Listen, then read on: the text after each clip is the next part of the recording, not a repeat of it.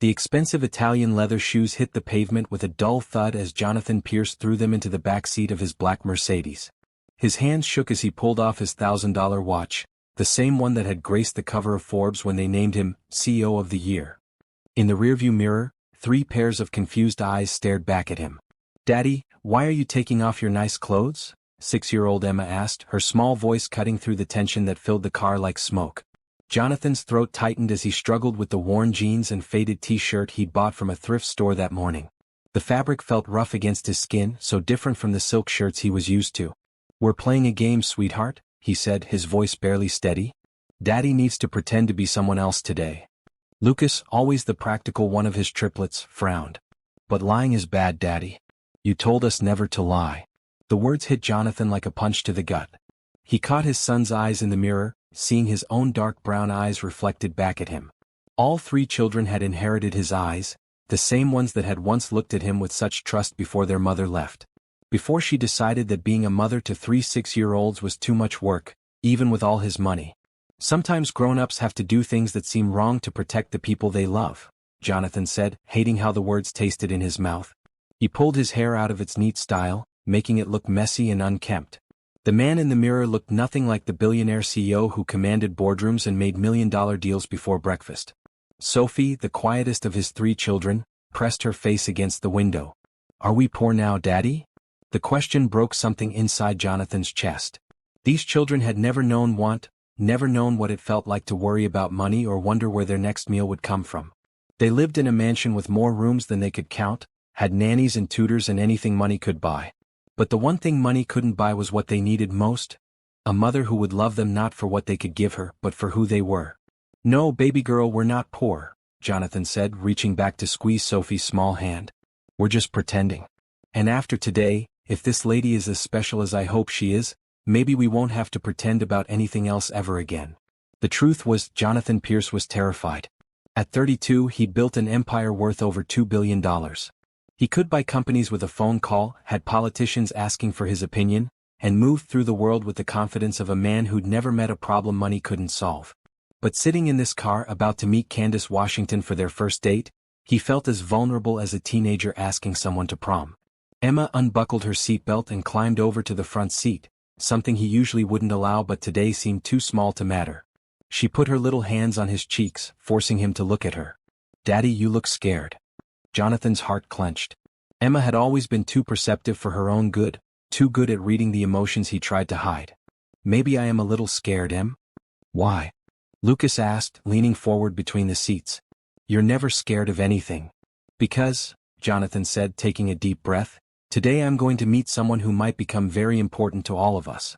And I need to know if she'll love us for who we are inside, not for what we have." The children exchanged glances, the kind of silent communication that only siblings who'd shared everything from birth could manage. Finally, Sophie spoke up. "Is she going to be our new mommy?" Jonathan's hands tightened on the steering wheel. The question he'd been dreading, the hope he'd been trying not to let grow in his own heart. "I don't know, sweetheart. But I hope so. I really, really hope so." He'd met Candace Washington 3 weeks ago at a charity event. She'd been volunteering at the Children's Hospital booth, her bright smile lighting up her beautiful face as she painted butterfly designs on kids' faces. She hadn't recognized him, hadn't known about his money or his company. She'd just seen a man standing alone, watching his children play, and had struck up a conversation about how proud he must be of them. When she'd agreed to a date, Jonathan had felt something he hadn't experienced in years: genuine hope. But then the doubt crept in, the same doubt that had poisoned every relationship since his wife left. Was she interested in him or in what she thought he could give her? Would she treat his children like treasures or like accessories to a wealthy lifestyle? So he'd come up with this plan. This test. He would pretend to be struggling financially, just a single dad trying to make ends meet. If Candace could love them when she thought they had nothing, then maybe, just maybe, she could love them when she learned they had everything. The diner where they'd agreed to meet came into view, its neon sign flickering against the gray afternoon sky. Jonathan's palms were sweating as he pulled into the parking lot, the Mercedes looking out of place among the older cars. He made a mental note to trade it for something more modest tomorrow if this went well. "Remember," he said, turning to face his children, "today Daddy works at a small office and we live in a regular house and we don't have very much money. Can you help me with this game?" The triplets nodded solemnly, understanding in the way that children do when something is important to the adults they love. Emma reached over and smoothed down his messy hair with her small hands. "You still look like the best daddy in the world," she said simply. Jonathan's eyes burned with tears he couldn't let fall. He pulled all three children into his arms, breathing in their familiar scent of strawberry shampoo and childhood innocence. "I love you three more than all the stars in the sky," he whispered. "More than all the fish in the sea," Lucas added, continuing their family saying. "More than all the books in the world," Sophie finished softly. Jonathan kissed each of their heads, tasting the salt of his own tears. Through the diner window, he could see a woman with beautiful dark skin and kind eyes checking her watch. Candace Washington. The woman who might change everything or break his heart trying. "Okay," he said, his voice stronger now. "Let's go meet the lady who might complete our family." As they walked toward the diner, Jonathan's heart pounded with a mixture of hope and terror. Everything, his children's happiness, his own chance at love, their future as a family, depended on what happened in the next few hours. The weight of the deception sat heavy on his shoulders, but heavier still was the weight of his love for his children and his desperate hope that Candace Washington might love them back. The diner door chimed as they entered, and Jonathan's carefully constructed world of lies was about to collide with the possibility of truth. He just prayed that when the dust settled, they would all still be standing together. Candace Washington looked up from her cup of coffee as the diner door chimed, and her breath caught in her throat. The man walking in with three beautiful children was even more handsome than she remembered from the charity event, despite his casual clothes and nervous expression. But it wasn't his looks that made her heart skip, it was the way his children clung to him, the obvious love in their eyes as they looked up at their father. "Miss Candace?" The man approached her table, his voice uncertain. "I'm Jonathan. We met at the hospital fundraiser." "Of course." Candace stood, smoothing down her simple blue dress. She'd chosen it carefully, wanting to look nice but not overdressed for what was clearly going to be a casual meal. "And these must be the famous triplets I've heard so much about." Three pairs of dark brown eyes stared up at her with curiosity. The little girl with pigtails stepped forward first, her confidence evident despite her shyness. "I'm Emma," she said, extending her small hand with the formality of a tiny adult. "I'm 6 years old and I like to paint pictures." Candace knelt down to Emma's level, taking the offered hand with gentle seriousness. "It's wonderful to meet you, Emma. I love painting too. What's your favorite thing to paint?" "Butterflies," Emma said, her face lighting up. "And flowers. And sometimes Daddy when he's sleeping on the couch." Jonathan's face flushed red. "Emma, remember what we talked about in the car?" But Candace was already laughing, a warm sound that seemed to ease the tension in Jonathan's shoulders. "I think painting sleeping daddies is a perfectly reasonable hobby. I bet he looks very peaceful." The second child, a boy with the same dark eyes but more serious expression, stepped closer. "I'm Lucas. I play soccer and I read chapter books all by myself." "Wow, chapter books," Candace said, impressed. "What's your favorite book right now?" "I'm reading about a boy who finds a dragon egg," Lucas said, his excitement overcoming his initial reserve. "The dragon is really little at first but then it gets huge and can fly and breathe fire and everything." "That sounds amazing," Candace said. "I'd love to hear more about it later." The third child, a girl with softer features and quieter energy, hung back behind her father's legs. Jonathan's hand found her head, stroking her hair gently. "This is Sophie," he said softly. "She's a little shy at first but she's got the biggest heart of anyone I know." Candace didn't try to force interaction with Sophie. Instead, she simply smiled and said, "Hi, Sophie. I like your pretty dress. Pink is such a lovely color on you." Sophie peeked out from behind Jonathan's legs and whispered, "Thank you." They settled into the booth, the children sliding in across from Candace while Jonathan took the outside seat. The diner was busy with the lunch crowd, filled with the sounds of clinking dishes and casual conversation. It was the kind of place where families came for comfort food and good prices, not romance or impression-making. Jonathan picked up the menu with hands that trembled slightly, his eyes scanning the prices with what looked like careful consideration. Candace noticed how he lingered on the cheaper items, how his jaw tightened when Emma pointed to the kid's meal with the toy. "Daddy, can I get the chicken nuggets with the toy?" Emma asked hopefully. "We'll see, sweetheart," Jonathan said, his voice strained. "Let's look at all the options first."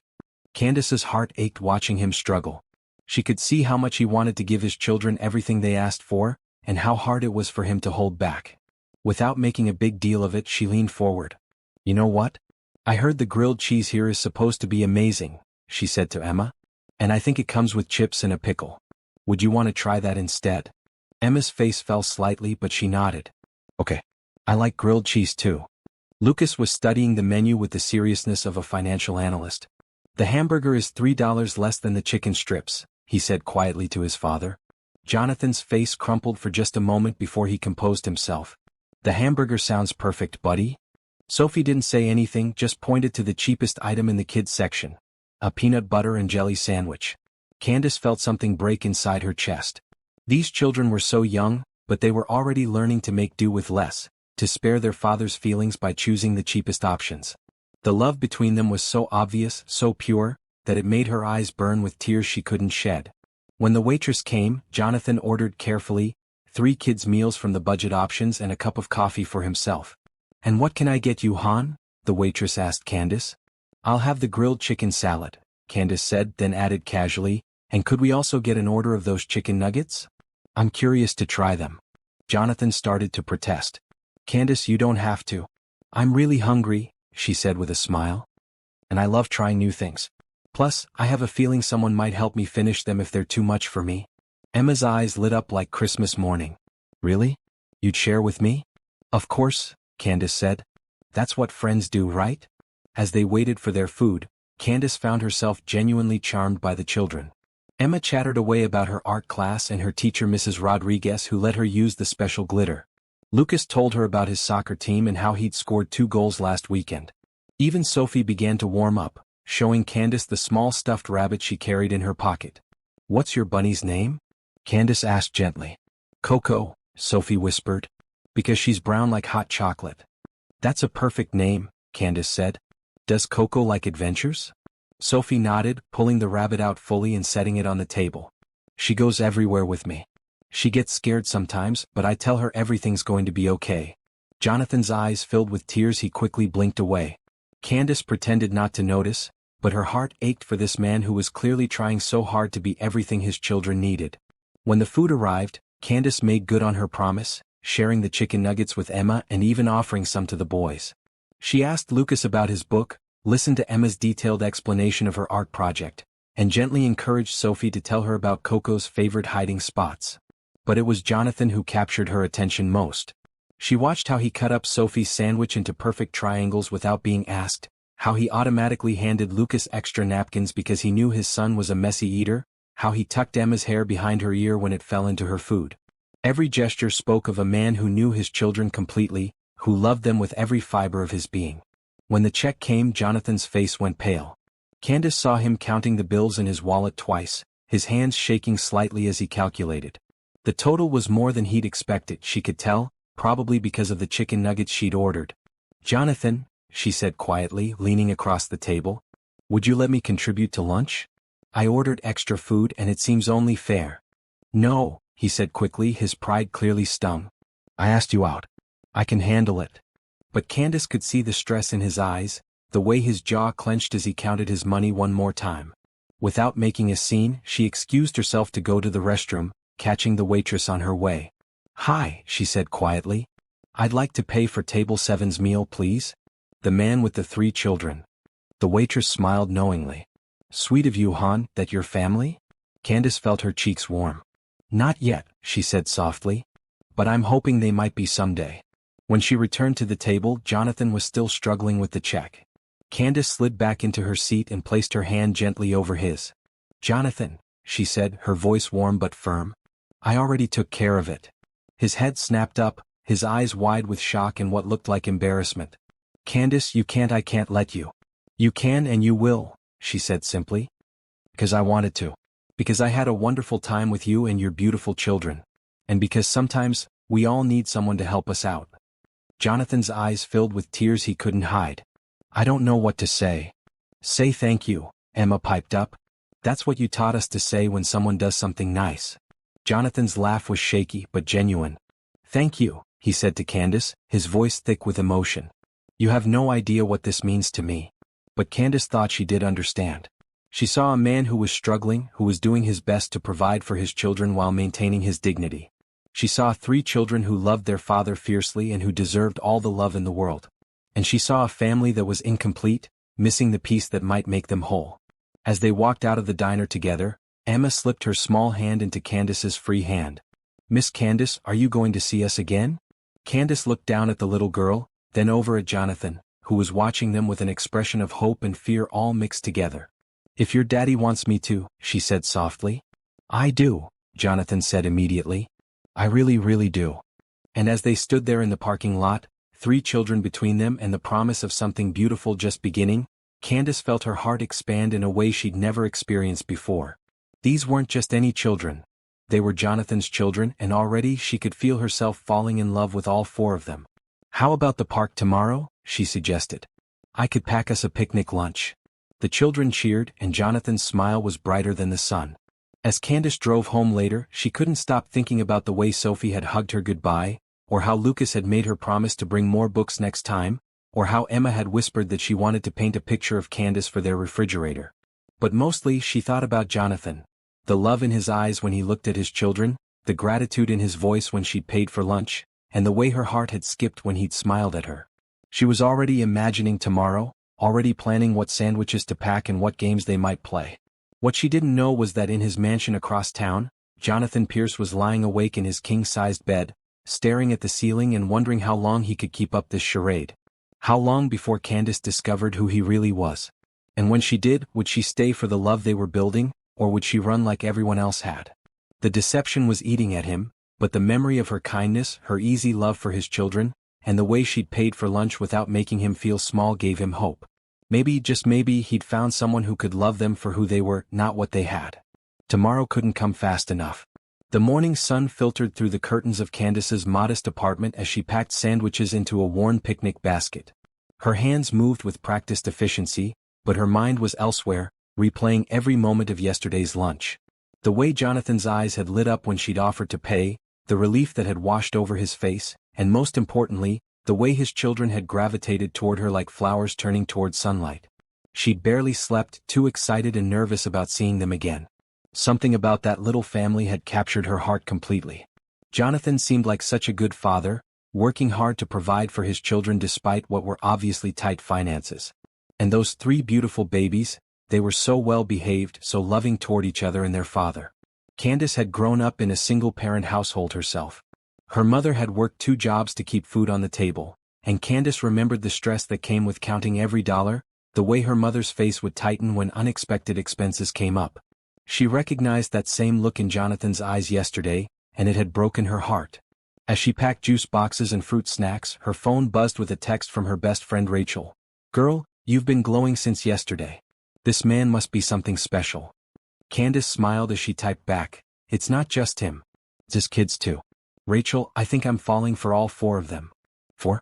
Girl, be careful. Single dads can be complicated. But as Candace finished packing the picnic, she didn't feel careful. She felt hopeful in a way she hadn't in years. At 28, she dated her share of men, but none had made her heart race the way Jonathan did. And none had come with 3 little ones who needed love as much as they gave it. When she arrived at Riverside Park, she spotted them immediately. Jonathan was pushing Sophie on a swing while Emma and Lucas raced around the playground equipment. He dressed casually again, worn jeans and a faded blue t-shirt that had seen better days. But he still looked handsome, his dark hair catching the morning light as he smiled at his daughter's delighted squeals. "Miss Candace." Emma spotted her first and came running, her pigtails bouncing. "You came. You really came." "Of course I came," Candace said, kneeling down to catch Emma in a hug. "I promised, didn't I?" Lucas and Sophie quickly joined them, and soon Candace found herself surrounded by 3 chattering children, all talking at once about their morning, their breakfast, and how excited they were about the picnic. Jonathan approached more slowly, his hands shoved in his pockets.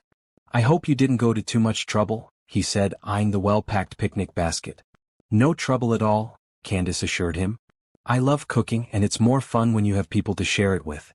They found a shady spot under a large oak tree and spread out the blanket Candace had brought. As she unpacked the food, she watched Jonathan's face carefully. She'd deliberately packed more than they could eat: sandwiches, chips, fruit, cookies, juice boxes, and water bottles. She wanted to make sure the children had plenty, and she suspected Jonathan might not have been able to afford much for their breakfast. "Wow," Lucas said, his eyes wide. "This is like Thanksgiving." Jonathan's face flushed red. "Lucas, mind your manners." "It's okay," Candace said quickly. I did pack a lot. I always make too much food. My mom says it's a bad habit, but I'd rather have too much than not enough, you know? As they ate, Candace learned more about each of the children. Emma was artistic and outgoing, quick to laugh and always ready with a story. Lucas was thoughtful and curious, asking questions about everything from why the sky was blue to how airplanes stayed up. Sophie was quieter but incredibly sweet, offering to share her cookies and making sure everyone had enough to drink. And Jonathan. Jonathan was a devoted father who clearly put his children first in everything. He made sure they ate before he did, reminded them to say please and thank you, and listened to their stories with the kind of attention that made each child feel like the most important person in the world. "Daddy, can we go play on the playground now?" Emma asked after finishing her sandwich. "May we?" Jonathan corrected gently. "And yes, you may. But stay where I can see you." As the children ran off toward the swings, Jonathan and Candace found themselves alone for the first time. He seemed nervous, fidgeting with his napkin and avoiding her eyes. "They're wonderful children," Candace said softly.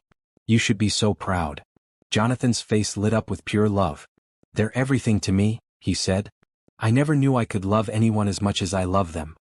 "Their mother must have been someone special to help create such beautiful kids," Candace said carefully, not wanting to pry but curious about the woman who wasn't in the picture. Jonathan's expression darkened. "She left when they were 2, he said simply.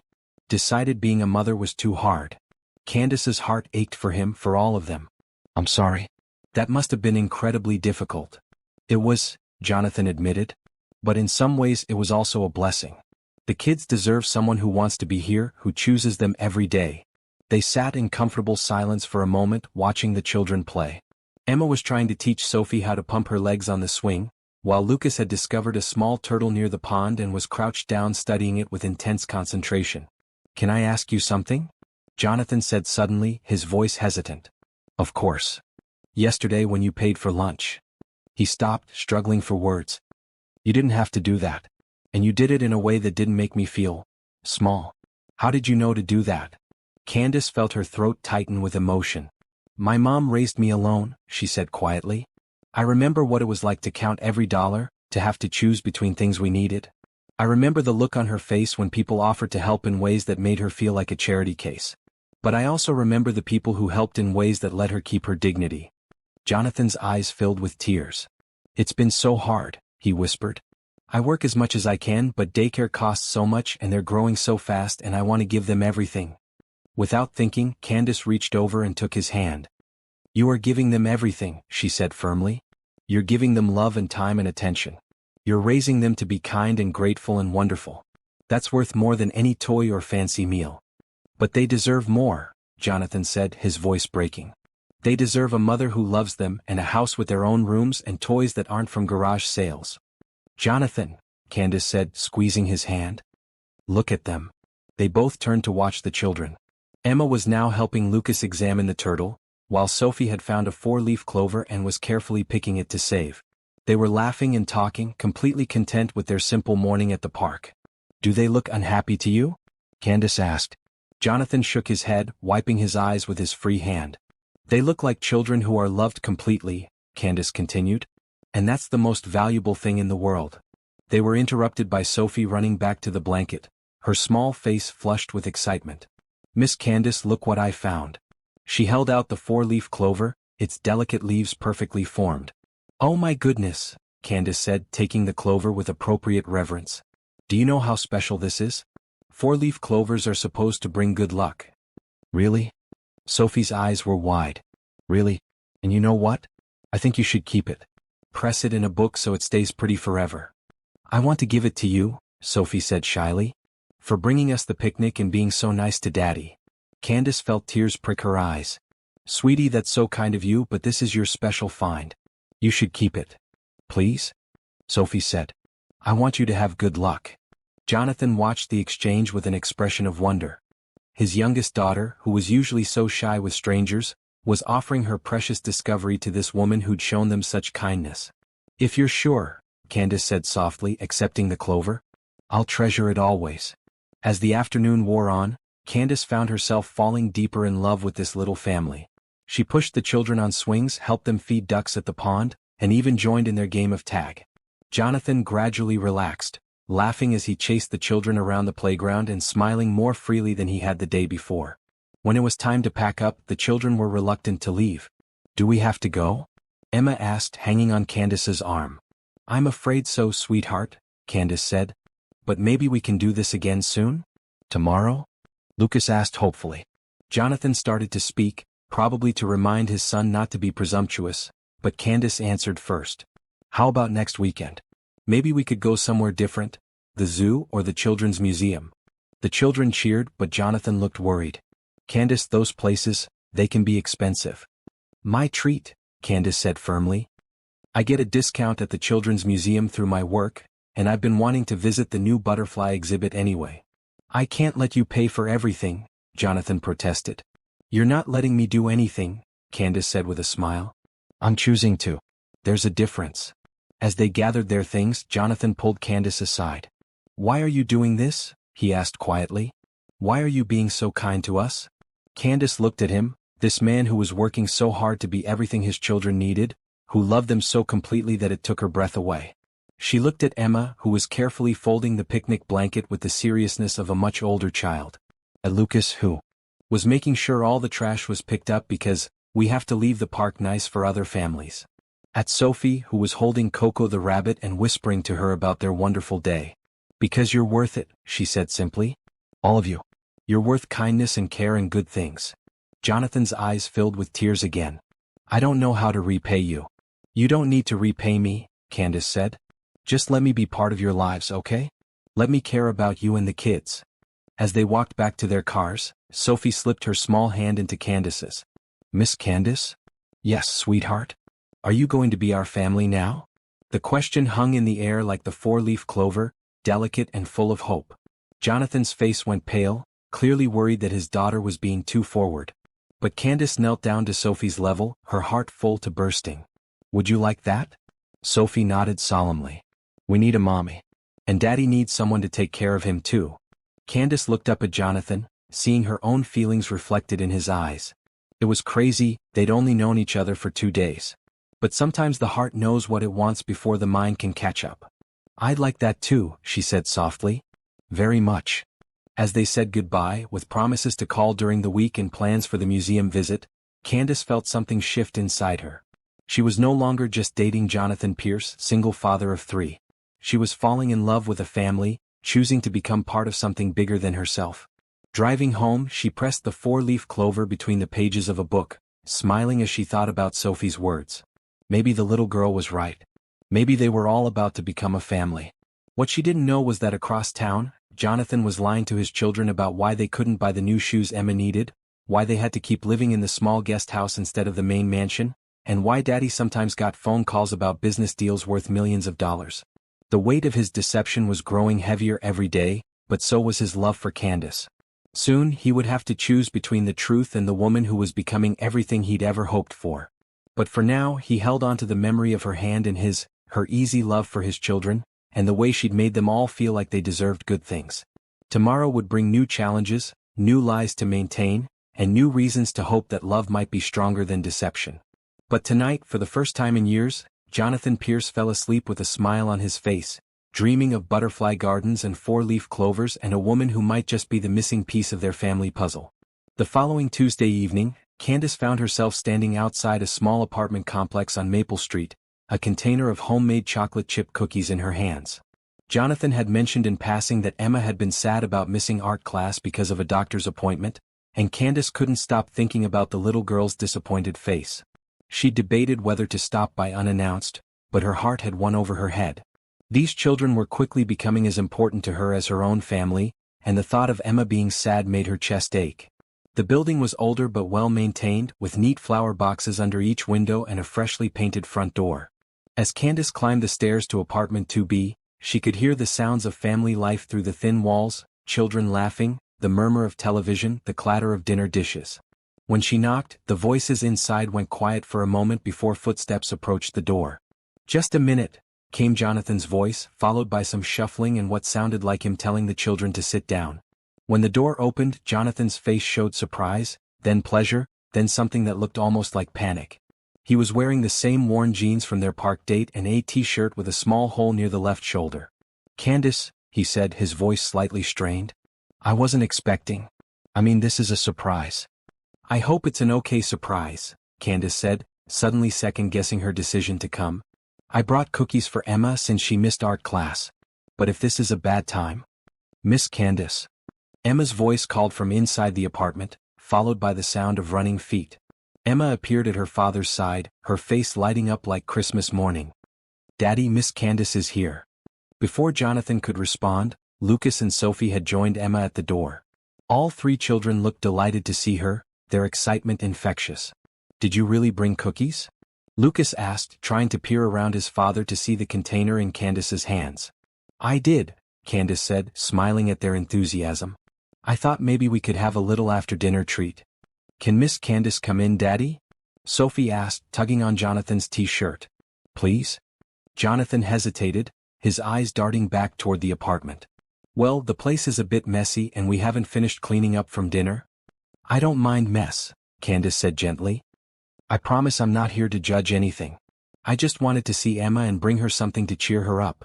The children immediately began pulling at their father's arms, begging him to let Candace come in. Finally, with obvious reluctance, Jonathan stepped aside. Okay, but just for a few minutes, he said. And you three need to finish your homework first. The apartment was small but spotlessly clean.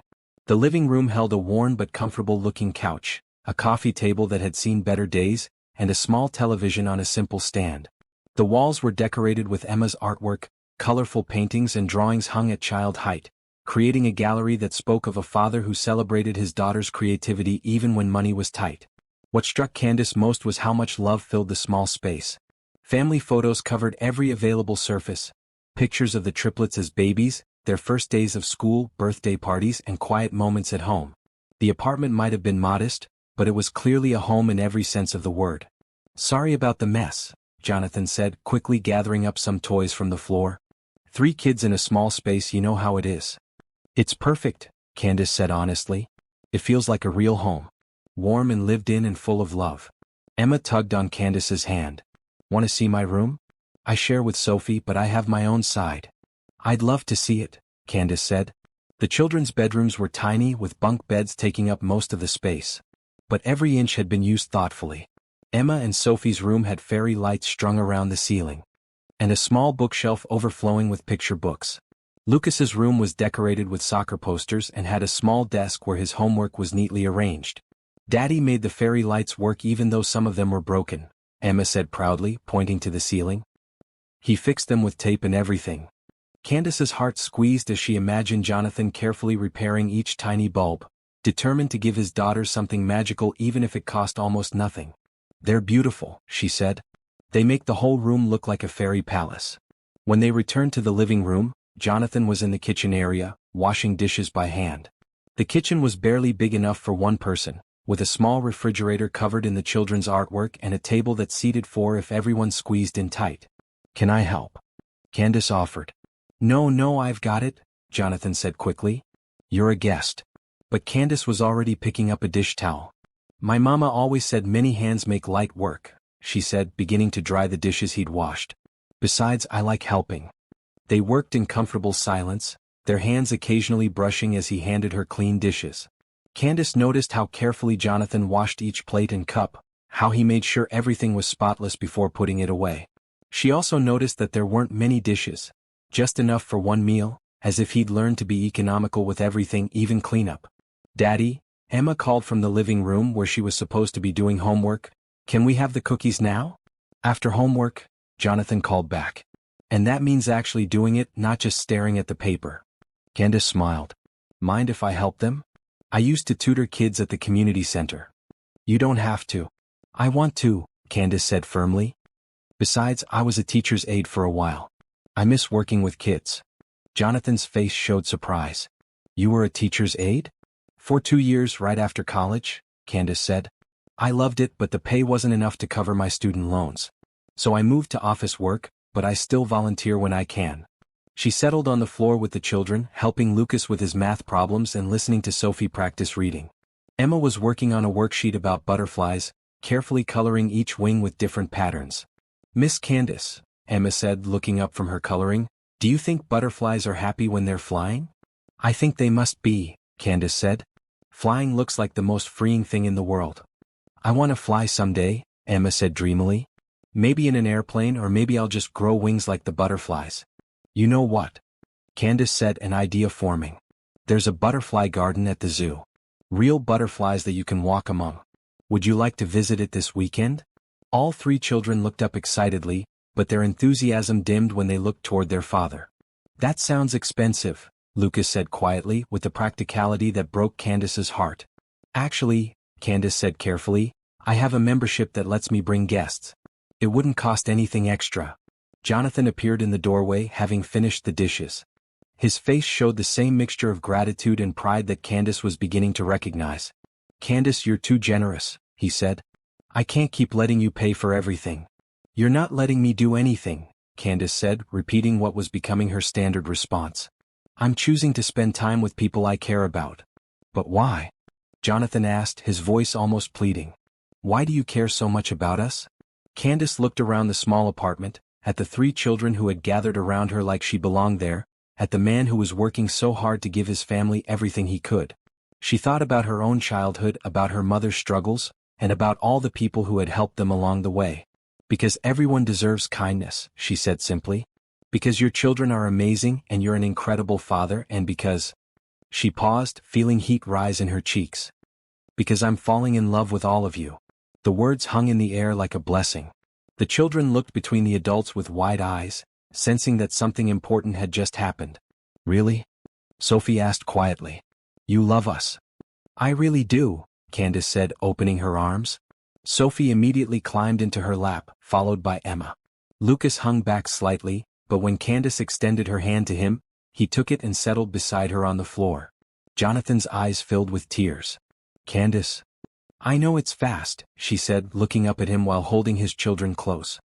I know we've only known each other a few days. But some things don't need time to be true. The cookies. Emma suddenly remembered, wiggling in Candace's lap. Can we have the cookies now? Please? Jonathan laughed, wiping his eyes. Yes, sweetheart. I think we can have cookies now. As they sat around the small table sharing chocolate chip cookies and milk, Candace felt a completeness she'd never experienced before. The children chattered about their day, asked her questions about her job, and made plans for the weekend trip to the butterfly garden. Miss Candace, Lucas said, chocolate on his chin, are you going to marry our daddy? Jonathan nearly choked on his milk. Lucas. What? Lucas asked innocently. That's what people do when they love each other, right? They get married and become a family? Candace felt her cheeks burn, but she couldn't help smiling at the boy's logic. Well, she said carefully, that's something your daddy and I would need to talk about. But I do hope I get to be part of your family, in whatever way works best for everyone. I vote yes, Emma said, raising her hand like she was in school. All in favor of Miss Candace being our new mommy? 3 small hands shot up into the air.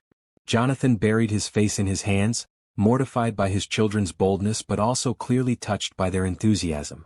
Kids, he said, his voice muffled, you can't just vote on something like that. Why not? Sophie asked. We vote on what movie to watch and what to have for dinner. Because it's more complicated than that, Jonathan said, lifting his head. Miss Candace might not want to be anyone's mommy. She has her own life, her own dreams. Actually, Candace said softly, being a mother has always been one of my biggest dreams. I just never found the right person to build that dream with.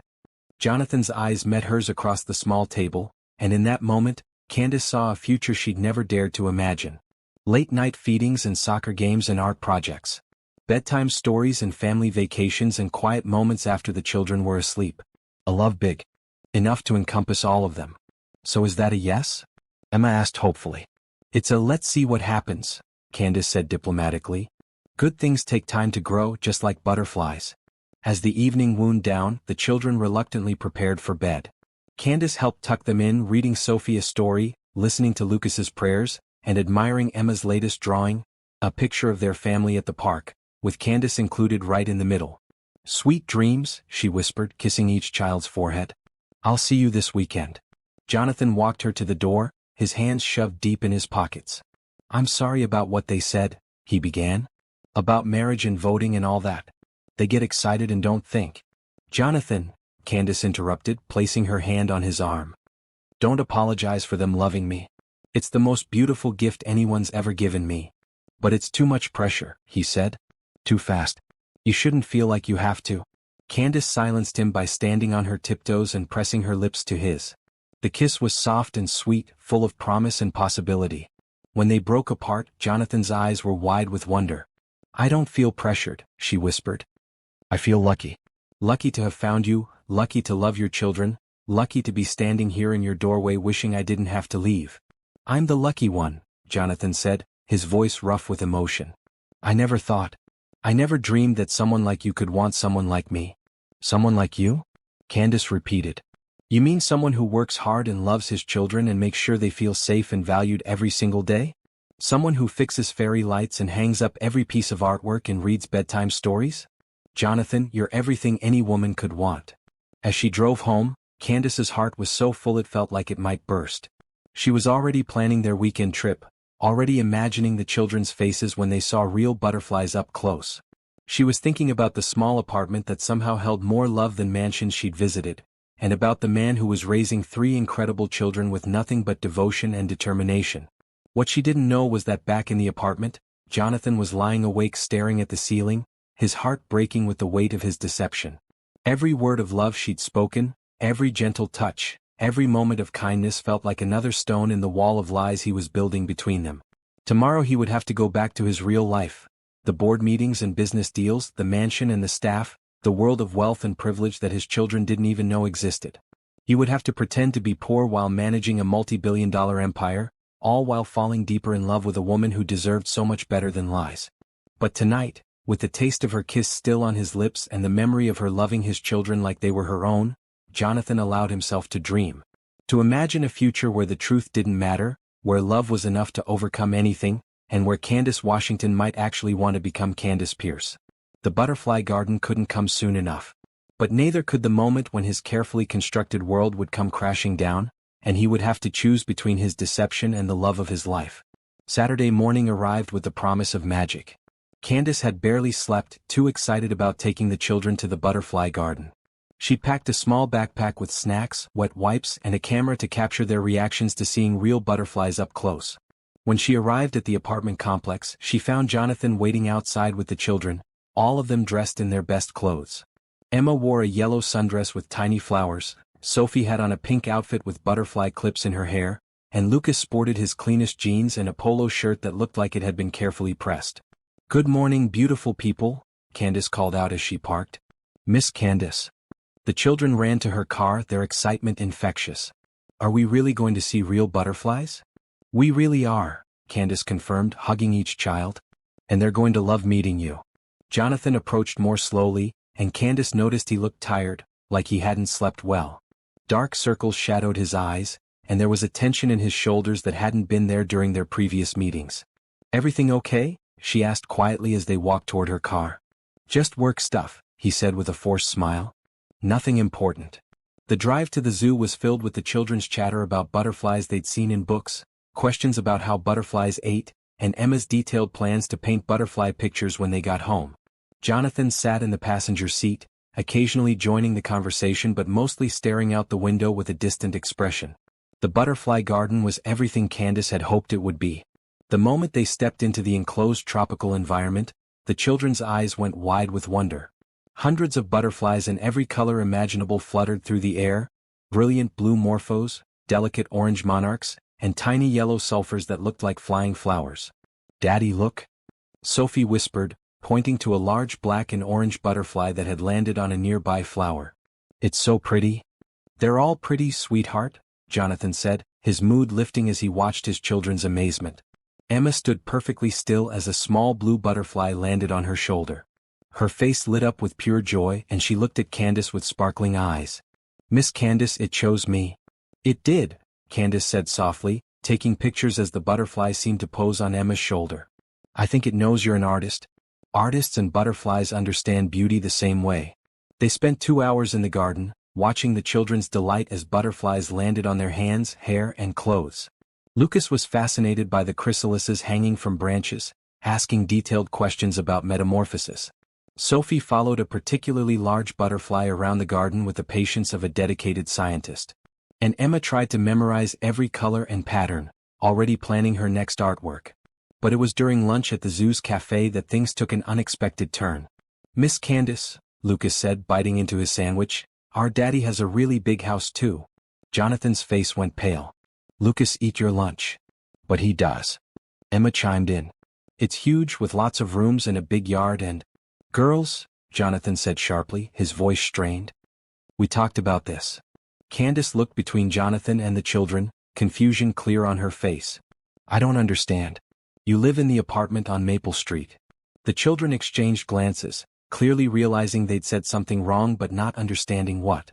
"We do live there now," Sophie said quietly. "But our Real house is much bigger. Daddy says we can't live there right now because it needs repairs," Jonathan said quickly, his voice tight. "Lots of repairs. The apartment is temporary." "Oh," Candace said, though something in Jonathan's expression made her feel like there was more to the story. "That must be difficult, having to live in a smaller space while your house is being fixed." "It's okay," Emma said brightly. "The apartment is cozy. And we like it better because you can visit us there." After lunch, they visited the elephant exhibit and the children's petting zoo, but Candace noticed that Jonathan remained tense and distracted. Several times she caught him checking his phone with a worried expression, and when it rang during their visit to see the lions, he stepped away to take the call. "Sorry," he said when he returned, shoving the phone back in his pocket. "Work emergency. On a Saturday?" Candace asked. "Unfortunately, yes," Jonathan said, not meeting her eyes. "The life of a office worker. Sometimes things can't wait." As they drove home, the children fell asleep in the back seat, exhausted from their exciting day. Candace glanced over at Jonathan, who was staring out the window again. "Jonathan," she said softly, "is everything really okay? You seem worried about something." "I'm fine," he said automatically, then sighed. "Actually, no. I'm not fine. Work has been stressful lately. Money's tight and there are some decisions I need to make that could affect the kids." Candace's heart ached for him. "If there's anything I can do to help." "You do help," Jonathan said, turning to look at her. "More than you know. Today, seeing them so happy, watching you love them like they're your own, it reminded me what really matters." When they arrived at the apartment complex, the children woke up reluctantly, still drowsy from their nap. As they walked up the stairs, Emma tugged on Candace's hand. "Miss Candace, will you come inside? I want to show you the butterfly picture I started yesterday." "Of course, sweetheart." But when Jonathan unlocked the apartment door, Candace immediately noticed something different. The space felt smaller than before, more cramped. And there were boxes stacked in the corner that hadn't been there on Tuesday. "Are you moving?" she asked. "Maybe," Jonathan said evasively. "We might need to find something more affordable." Candace's heart sank. "More affordable? But this place is already so small for 4 people. "It's what we can manage right now," Jonathan said, his voice tight with shame. While the children scattered to play, Candace noticed other things that bothered her. Jonathan's phone kept buzzing with what sounded like important calls, but he kept declining them. There was a stack of mail on the counter that included what looked like business documents mixed in with utility bills. And in the kitchen, she noticed that the refrigerator was nearly empty except for basics like milk and bread. "Jonathan," she said carefully, "when was the last time you went grocery shopping?" "A few days ago," he said, but he wouldn't meet her eyes. "Would you let me cook dinner for everyone tonight? I noticed there isn't much here, and I'd love to make something special for the kids after such a wonderful day." Jonathan started to protest, but the children overheard and began begging for Miss Candace to cook for them. Faced with their enthusiasm, he reluctantly agreed. Candace drove to the nearby grocery store, her mind spinning with questions. Something wasn't adding up about Jonathan's situation. He spoke like an educated man, his children were well-mannered and intelligent, and there were little things about him that suggested he was used to better circumstances. But clearly they were struggling financially more than she'd initially realized. She returned with bags full of groceries, ingredients for spaghetti and meatballs, fresh vegetables for a salad, and the fixings for homemade garlic bread.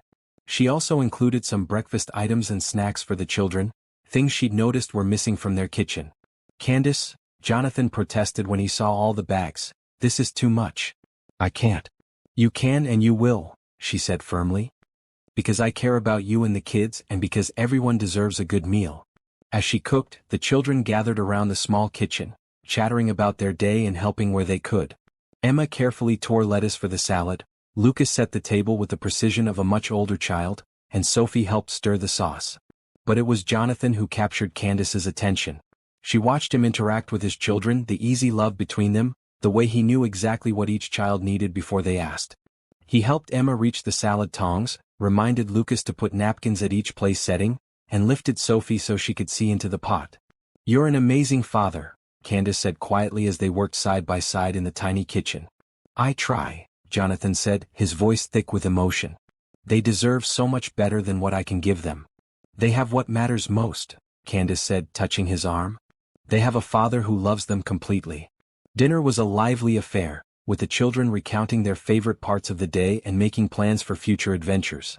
As Candace watched them laugh and talk, she felt that familiar sensation of completeness, like she was exactly where she belonged. After dinner, as she helped clean up, her phone rang. It was her supervisor from work, calling about a project deadline that had been moved up. "I'm sorry," she said to Jonathan after ending the call. "I have to go home and finish some work tonight. But this was such a perfect day." The children were disappointed that she had to leave, but they each hugged her goodbye with promises to dream about butterflies. "Thank you," Jonathan said as he walked her to the door. "For today, for dinner, for everything. I don't know how to repay you." "You don't need to repay me," Candace said, standing on her tiptoes to kiss his cheek. "Just keep being the wonderful man and father you are." As she drove home, Candace couldn't shake the feeling that there were pieces of Jonathan's story she wasn't getting. The business calls, the mention of a bigger house, the way he sometimes spoke like someone used to making decisions rather than taking orders. It all suggested there was more to his situation than simple financial hardship. But what bothered her most was the sadness she saw in his eyes, the weight he seemed to be carrying beyond just money troubles. Whatever Jonathan was dealing with, she wanted to help. These weren't just people she was dating anymore. They were becoming her family, and she would do whatever it took to protect and support them. What she didn't know was that across town, in a mansion that could have housed 20 families the size of Jonathan's, the real story was far more complicated than anything she could have imagined. In his home office, surrounded by the trappings of enormous wealth, Jonathan Pierce sat staring at a photo of Candace with his children at the butterfly garden. The weight of his deception was becoming unbearable. Every moment of her kindness, every gentle touch, every word of love felt like another lie piled on top of the foundation of deceit he'd built. She was falling in love with a man who didn't exist, and his children were growing attached to a woman who might run the moment she learned the truth. But as he looked at the photo, at Emma's joy, at Lucas's wonder, at Sophie's quiet happiness, and at Candace's radiant smile as she held them all close, Jonathan knew he was in too deep to stop now. He was falling in love with her too, and the thought of losing her was more terrifying than the thought of continuing the lie. Tomorrow would bring new challenges, new opportunities for the truth to slip out, and new reasons to both hope and fear for the future. But tonight, he held on to the memory of her hand in his, her laughter in his kitchen, and the way she'd looked at his children like they were the most precious things in the world. The truth would come out eventually, it always did. But maybe if he was lucky, love would be stronger than lies. Maybe Candace Washington was the kind of woman who could forgive the unforgivable and love him anyway. He could only hope he wouldn't destroy everything before he found the courage to find out. 3 weeks had passed since the butterfly garden, and Candace found herself thinking about Jonathan and the children constantly. They'd fallen into a comfortable rhythm. She visited them twice during the week and spent most of Saturday or Sunday with them. Each visit deepened her love for the little family and strengthened her conviction that they belonged together. But she'd also begun to notice things that didn't quite add up. It was a Thursday evening, and she'd stopped by the apartment after work with takeout Chinese food, knowing that Jonathan had mentioned working late and probably wouldn't have time to cook. The children were thrilled to see her, as always, gathering around her like she was the sun and they were planets in her orbit. "Miss Candace." Sophie ran to her, holding up a drawing. "Look what I made in school today." The drawing showed a family of stick figures, a tall man, a woman with curly hair, and 3 children. Above them, in Sophie's careful printing, were the words, "My family." "It's beautiful, sweetheart," Candace said, her heart swelling. "Who are all these people?" "That's Daddy, and that's you, and that's me and Emma and Lucas," Sophie said proudly. "My teacher said we should draw our families, so I drew ours." Candace felt tears prick her eyes. In Sophie's innocent mind, they were already a family. The thought filled her with joy and terror in equal measure. "Did you show this to Daddy?" Candace asked. "He cried when he saw it," Emma said matter-of-factly. "But they were happy tears. Right, Daddy?" Jonathan emerged from the kitchen, his face slightly red. "Right, sweetheart. Very happy tears." As they ate dinner around the small table, Candace noticed Jonathan checking his phone repeatedly. Each time it buzzed, his face grew more tense. "Everything okay at work?" she asked quietly. "Just busy," he said, but his jaw was tight with stress. "There's a big project coming up that could change everything." "Change everything how?" Jonathan's eyes met hers across the table, and she saw fear there, mixed with something that looked almost like guilt. "I can't really talk about it right now. But it might mean some big decisions for me and the kids." After dinner, while the children were absorbed in a puzzle, Candace helped Jonathan clean up. She noticed that his hands were shaking slightly as he washed the dishes.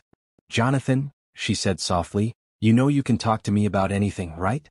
Whatever's going on at work, whatever decisions you're facing, I want to help." "You do help," he said, his voice thick with emotion. "More than you know. Having you here, seeing how much you love the kids, it's the only thing keeping me sane right now." "But there's something you're not telling me," Candace said gently. "I can see it in your eyes. You're scared about something." Jonathan stopped washing dishes and turned to face her, his eyes filled with pain. "What if I told you something that changed everything? What if there were things about me that you didn't know, things that might make you see me differently?" Candace's heart began to race. "What kind of things?" Before Jonathan could answer, his phone rang. He glanced at the screen and his face went pale. "I have to take this," he said apologetically. It's important." He stepped out onto the small balcony, closing the door behind him. Candace could see him through the glass, pacing back and forth as he spoke in urgent, hushed tones. At one point, he ran his hands through his hair in a gesture of frustration she was beginning to recognize. "Is Daddy okay?" Lucas asked, appearing at her side. "He's just stressed about work, honey," Candace said, though she was wondering the same thing. "He's been getting lots of important phone calls lately," Emma added, joining them at the window. "He always talks really quiet and uses big words I don't understand." Candace frowned. The man on the phone didn't sound like the struggling office worker Jonathan claimed to be. His posture was different, more authoritative, more commanding. And even through the glass, she could catch fragments of words that sounded more like business negotiations than typical office discussions. When Jonathan returned, his face was grim. "Bad news?" Candace asked. "Complicated news," he said evasively. "Listen, I hate to cut this short, but I need to handle some things tonight. After the kids go to bed." "Of course," Candace said, though something in his demeanor worried her. "Do you want me to stay until they're asleep? Help with bedtime?" Relief flooded Jonathan's face. "Would you? That would be amazing." Bedtime with the children had become one of Candace's favorite parts of visiting. She read Sophie a story about a brave little mouse, helped Lucas organize his book collection, and listened to Emma's detailed plans for her next art project. "Miss Candace?" Emma said as Candace tucked her into the bottom bunk she shared with Sophie. "Are you going to marry our daddy?" It was becoming a regular question, one that made Candace's heart race every time. "Would you like that?" she asked, sitting on the edge of the bed. "More than anything," Emma said seriously. "We prayed about it and Sophie found another 4-leaf clover, and Lucas has been really good at soccer, so we think it means you're supposed to be our mommy." Candace's throat tightened with emotion. "You prayed about it?" "Every night," Sophie whispered from the top bunk. "We ask for God to help Daddy not be so sad anymore, and to let you stay with us forever." "Daddy's sad?" Candace asked, concerned. "Sometimes," Lucas said from the doorway of his room. "He thinks we don't notice, but we do. He gets this look on his face like he's worried about something big. But when you're here, he smiles for real." After the children were finally asleep, Candace found Jonathan sitting at the kitchen table with his laptop open and papers spread everywhere. The documents looked official and important. Nothing like what she'd expect from a simple office job. "Sorry about the mess," he said, quickly closing the laptop and gathering the papers. "Just some work stuff I need to finish." But not before Candace caught a glimpse of a letterhead that made her do a double take. Pierce Industries. She'd heard of the company, everyone had. It was one of the largest corporations in the state, involved in everything from real estate to technology to charitable foundations. "Pierce Industries?" she said before she could stop herself. Jonathan froze, his hands full of papers. "What?" "I saw the letterhead. Do you work for Pierce Industries?" Yes, he said carefully. "I do some work for them. Consulting stuff. Nothing major." But something in his voice didn't ring true. Candace had worked in offices long enough to recognize the difference between an employee and someone with real authority, and everything about Jonathan's demeanor during that phone call had screamed executive, not consultant. That must be interesting work, she said, watching his face carefully. Sometimes, he said, not meeting her eyes. Look, Candace, I should probably get to this work. It's really important and I need to have it done by morning. Candace felt like he was trying to get rid of her, but she nodded. Of course. I should head home anyway. I have an early meeting tomorrow. As she gathered her purse and jacket, Jonathan walked her to the door. In the hallway, away from the children's rooms, he pulled her into his arms. Thank you, he whispered against her hair. For dinner, for helping with bedtime, for being so good to them. To all of us. I love you, Candace said simply. All of you. Whatever's going on at work, whatever decisions you're facing, we'll figure it out together. Jonathan's arms tightened around her. What if things change? What if circumstances were different than you think they are? Then we'd adapt, Candace said, pulling back to look at his face. Jonathan, love isn't about circumstances. It's about choosing each other whatever comes. The pain in his eyes was so intense it took her breath away. I hope you mean that, he whispered. I do, she said firmly. Now stop worrying and go finish your work. I'll call you tomorrow. As she drove home, Candace couldn't shake the feeling that Jonathan was keeping something important from her. The Pierce Industries connection bothered her, not because there was anything wrong with the company, but because his reaction to her noticing it had been so strange. When she got home, she did something she'd never done before. She looked up Pierce Industries online. The company's website was impressive, showcasing a business empire worth billions. The CEO was a man named Jonathan Pierce, and when Candace clicked on his photo, her heart stopped. It was her Jonathan. Her struggling single father who worried about grocery money and lived in a tiny apartment. But in this photo, he wore an expensive suit, stood in a luxurious office, and had the confident bearing of a man who commanded empires. Candace stared at the screen, her mind racing. Jonathan Pierce, CEO and founder of Pierce Industries. Net worth estimated at over $2 billion. One of the youngest self-made billionaires in the country. She scrolled through more photos, Jonathan at charity galas, Jonathan accepting business awards, Jonathan featured on magazine covers. In every image he looked like exactly what he was. One of the most powerful men in the state. And he'd been lying to her about everything. The apartment, the money struggles, the worry about paying for meals, it was all fake. He'd been testing her, seeing if she would love him when she thought he had nothing. The realization hit her like a physical blow. But as the initial shock wore off, another emotion began to build. Understanding. She thought about the children's mentions of a big house, Jonathan's authoritative phone manner, the way he sometimes spoke like someone used to making important decisions. She thought about his fear when he'd asked what would happen if circumstances were different. He'd been afraid. Afraid that she was like the women who had come before, who wanted his money more than they wanted him and his children. He'd been protecting not just himself but Emma, Lucas, and Sophie. Candace closed her laptop and sat in her dark living room, processing everything she'd learned. She was hurt that he'd lied, yes. But she was also heartbroken thinking about how scared he must have been, how many times he'd probably been disappointed by people who saw dollar signs instead of the loving father she'd fallen for. The children's mother had left when they were 2. Had money been part of that equation? Had Jonathan learned not to trust anyone who knew about his wealth? As she got ready for bed, Candace made a decision. She wouldn't confront Jonathan about what she'd discovered. Instead, she would show him that her love was real, that it had nothing to do with his money and everything to do with the man he was. She would prove that he could trust her with the truth. But first, she had to figure out how to handle loving a man who felt he had to lie to be loved. The next morning brought an unexpected development. Candace was at work when her phone rang. It was Jonathan, and he sounded panicked. Candace, I need your help, he said without preamble. Emma's school called. She's sick and I'm stuck in meetings all day. The babysitter can't come until this evening and I don't know what to do. I'll get her, Candace said immediately, already reaching for her purse. Which school? Riverside Elementary. But Candace, I can't ask you to leave work. You're not asking, I'm offering, she said firmly. I'll pick her up and take her to my place.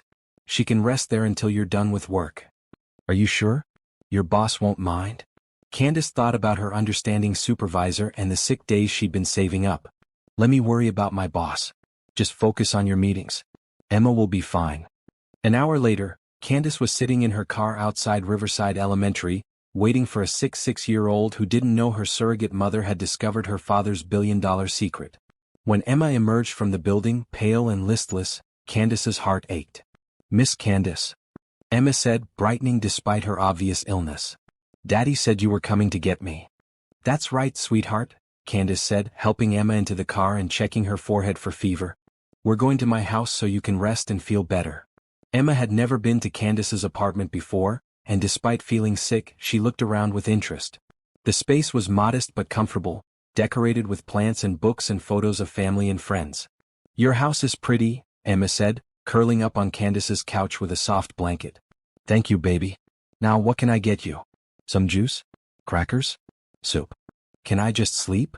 Emma asked, her small voice tired. Of course, Candace said, adjusting the blanket around Emma's small form. I'll be right here if you need anything. As Emma dozed, Candace worked quietly on her laptop, periodically checking on the little girl. Around noon, Emma woke up asking for soup, and Candace heated up some chicken noodle soup she kept for occasions like this. Miss Candace, Emma said, sipping her soup carefully, why are you so nice to us? What do you mean, sweetheart? You come see us all the time and you bring us food and you took us to see the butterflies and now you're taking care of me when I'm sick, Emma said, her young mind trying to process such consistent kindness. Other grown-ups don't do that unless they're family. Candace sat down beside Emma on the couch, choosing her words carefully. Sometimes when you love someone you show it by taking care of them. That's what families do for each other. Do you love us like we're your family? I do, Candace said honestly. I love you and Lucas and Sophie and your daddy very much. Emma smiled, the first real smile she'd managed all day. I love you too. And I think daddy loves you more than anyone except us. What makes you think that? He smiles different when you're around, Emma explained with the perceptiveness of a child who watched adults carefully. And he talks to you like you're special. And sometimes I catch him looking at you like how I look at butterflies. The observation was so sweet and innocent that Candace felt tears prick her eyes. Like how you look at butterflies? Like you're the most beautiful thing he's ever seen, Emma said simply. They spent the afternoon watching children's movies and reading books. Emma gradually felt better, and by the time Jonathan arrived to pick her up, she was much more like her usual self. Daddy, she called out when he knocked on the door. Miss Candace took such good care of me. Jonathan looked harried and worried, his tie loosened and his hair slightly messy from what must have been a stressful day of meetings. When he saw Emma looking better, relief flooded his face. Thank you, he said to Candace, his voice thick with emotion.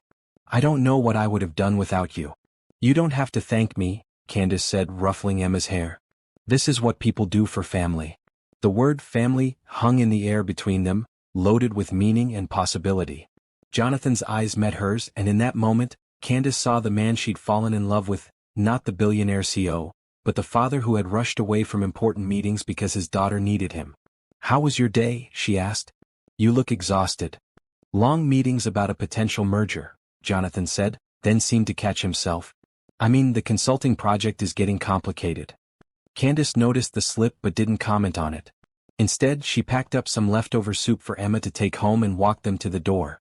Thank you again, Jonathan said, leaning down to kiss her cheek. For everything. I don't deserve you. Yes, you do, Candace said firmly. You deserve all the love in the world. As she watched them walk to Jonathan's car, the same Mercedes that seemed too expensive for someone struggling financially, Candace felt her resolve strengthen. She loved this man and his children. She loved their kindness, their gratitude, their easy acceptance of her into their lives. The money didn't matter. The lies hurt, but she understood why he'd felt he needed to tell them. What mattered was that they belonged together. And somehow she was going to prove to Jonathan Pierce that love was stronger than fear, and that some things were worth more than all the money in the world. But first she had to figure out how to get him to trust her with the truth. Because until he did, they couldn't move forward. And Candace Washington was ready to move forward with the rest of their lives. The call came at 2:47 in the morning on a Tuesday, jarring Candace awake from deep sleep.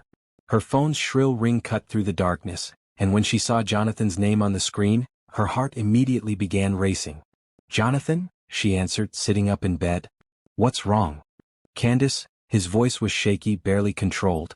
I'm so sorry to wake you, but I didn't know who else to call. We're at St. Mary's Hospital. Lucas is really sick. I'm on my way, Candace said, already throwing back her covers and reaching for clothes. Which floor? What happened? Pediatric emergency, 3rd floor, Jonathan said, his voice breaking. He woke up with terrible stomach pain and then he started throwing up blood. The doctors think it might be appendicitis, but they're running tests. I'll be there in 15 minutes, Candace promised. Hold on, okay. Everything's going to be fine. As she drove through the empty streets, Candace's mind raced with worry. Lucas, sweet serious Lucas who read chapter books and played soccer and made sure everyone followed the rules. The thought of him in pain, scared and sick in a hospital, made her chest tight with fear. She found them in the pediatric waiting area. Jonathan sat hunched in a plastic chair, his head in his hands, still wearing the pajama pants and hastily thrown-on shirt he'd obviously grabbed when rushing Lucas to the hospital. Emma and Sophie were curled up together on another chair, both of them awake and frightened. "Miss Candace." Sophie cried when she saw her, launching herself into Candace's arms. "I'm here, sweetheart," Candace said, holding Sophie tight while Emma joined the hug. "How's Lucas?" "The doctors are with him now," Jonathan said, looking up with red-rimmed eyes. "They think it's his appendix, which means surgery." "But Candace." His voice broke completely. "I don't have insurance that covers this hospital. I don't know how I'm going to pay for surgery, for the hospital stay, for all of it." Candace's heart broke for him. This was a man who could buy the entire hospital if he wanted to, but he was trapped by his own deception, unable to reveal his true financial situation without admitting he'd been lying all along.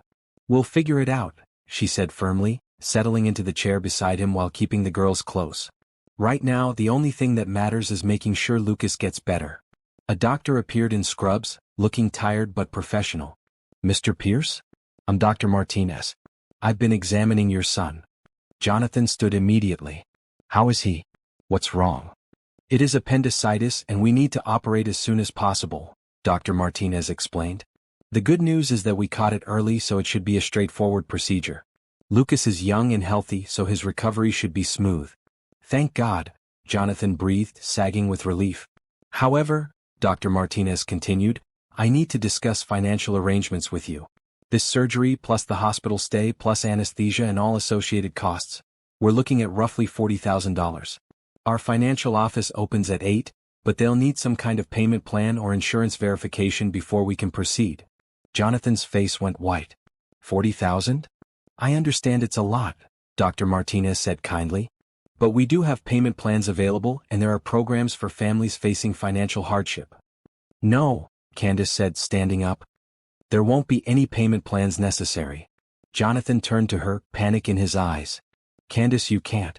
"I have savings," she said firmly, looking directly at Dr. Martinez. "I'll cover the full cost. When do you need payment?" "Miss, $40,000 is a significant amount," Dr. Martinez said gently. "Are you sure you understand the full scope?" "I understand perfectly," Candace said. "I have inheritance money that I've been saving. This is exactly what it should be used for. When do you need the payment?" "We can arrange for payment after the surgery," Dr. Martinez said. "Right now, the most important thing is getting Lucas into the operating room." As the doctor left to prepare for surgery, Jonathan grabbed Candace's arm. "You can't do this," he said desperately. $40,000? That's probably your entire savings. I can't let you." "You're not letting me do anything," Candace said, using the phrase that had become familiar between them. "I'm choosing to. This is Lucas we're talking about. Sweet, wonderful Lucas who reads me stories about dragons and makes sure everyone has enough napkins at dinner. There's nothing I wouldn't do for him." "But it's so much money," Jonathan said, tears streaming down his face. "Money you've worked so hard to save. What if something happens to you? What if you need it for your own emergency?" Candace cupped his face in her hands, forcing him to look at her. "Jonathan, listen to me. Money is just money. Can be earned again, saved again, replaced. But Lucas is irreplaceable.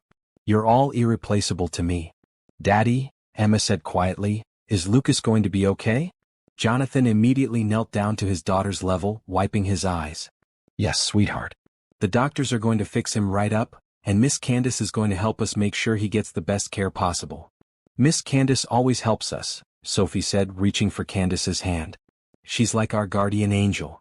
As they waited during Lucas's surgery, Candace held the girls while they dozed fitfully in the uncomfortable waiting room chairs.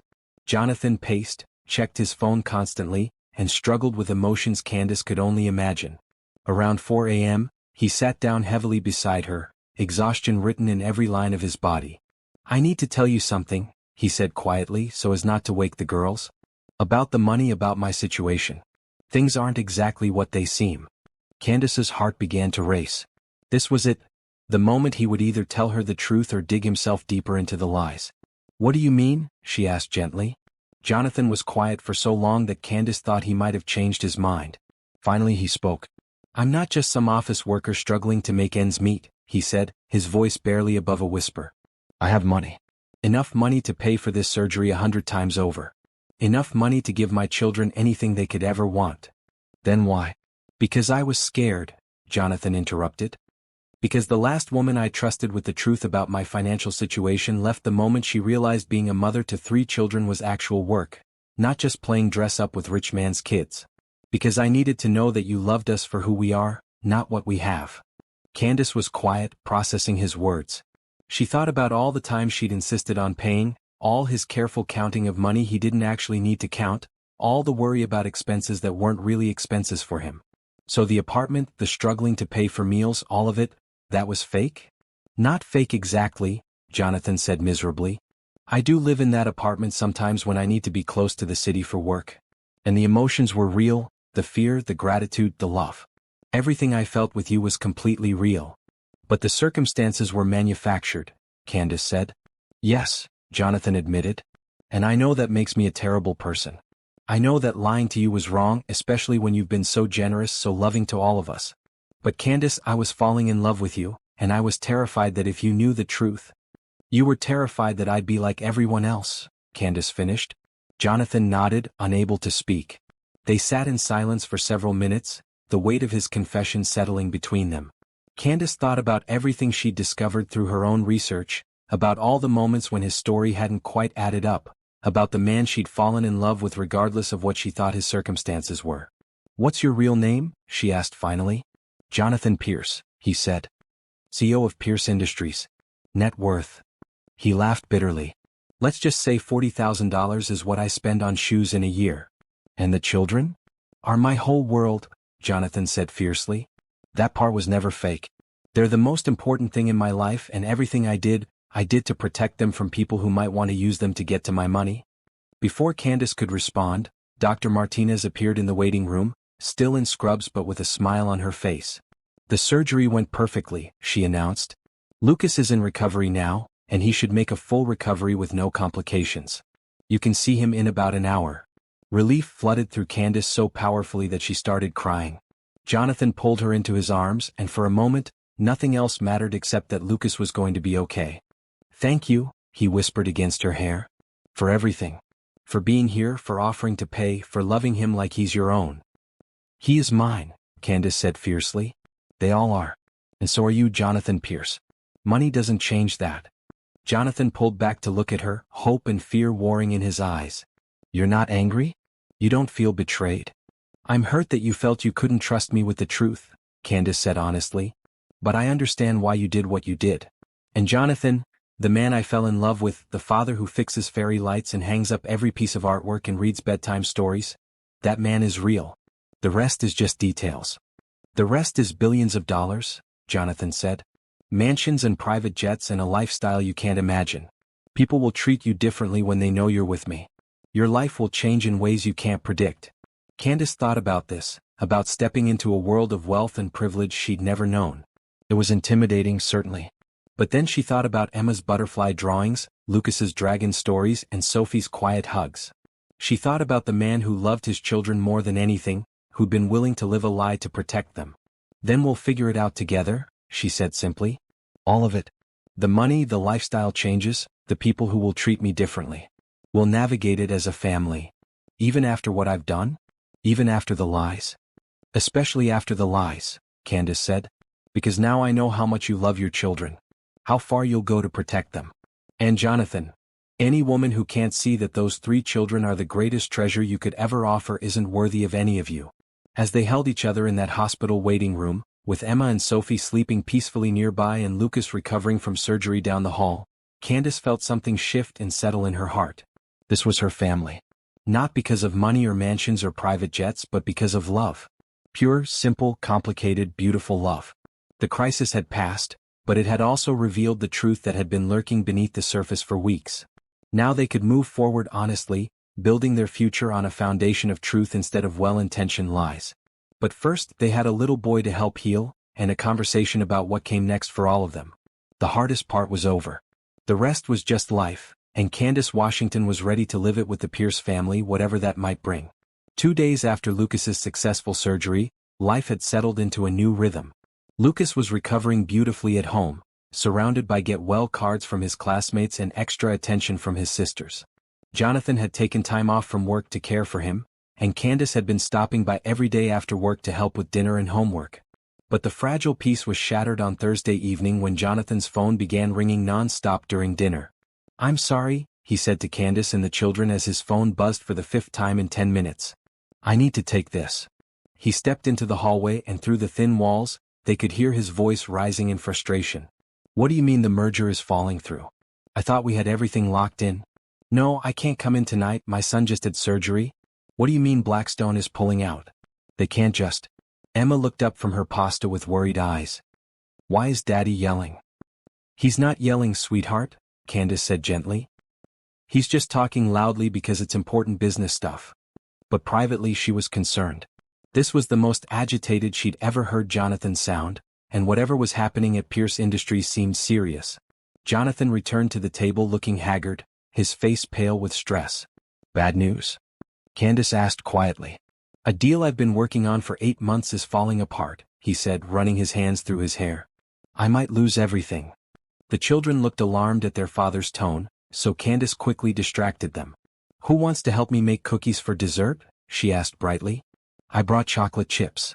As the children enthusiastically agreed and began clearing their plates, Jonathan's phone rang again. This time the conversation was even more heated. "Marcus, listen to me carefully," Jonathan said, his voice tight with controlled anger. "If Blackstone thinks they can back out now, after we've already started the integration process, they're mistaken. Get legal on the phone immediately. I don't care what time it is in New York." When he hung up, his hands were shaking.